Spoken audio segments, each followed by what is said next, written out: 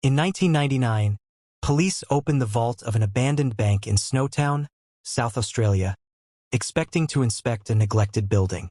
Instead, they uncovered sealed barrels containing human remains, revealing one of Australia's most notorious serial murder investigations. As detectives dug deeper, they discovered the crimes stretched back to 1992. John Bunting and his accomplices murdered 12 people, most of whom were vulnerable or socially isolated. To avoid raising suspicion, the group assumed some victims' identities, accessed their bank accounts, collected benefits, and created the illusion that the victims were still alive. Investigators also determined that several victims' remains had been placed in barrels containing acid in an apparent attempt to accelerate decomposition and make identification more difficult.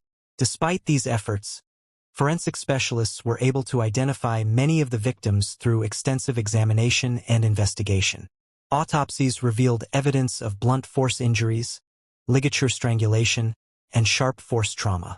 However, because many of the remains had been concealed for years and, in some cases, exposed to acid, decomposition prevented forensic experts from determining the precise cause of death for every victim. Following one of Australia's largest criminal investigations, John Bunting and Robert Wagner were sentenced to life imprisonment without the possibility of parole, while the remaining accomplices also received lengthy prison sentences for their roles. More than 2 decades later, the Snowtown murders remain one of the darkest and most disturbing criminal cases in Australian history.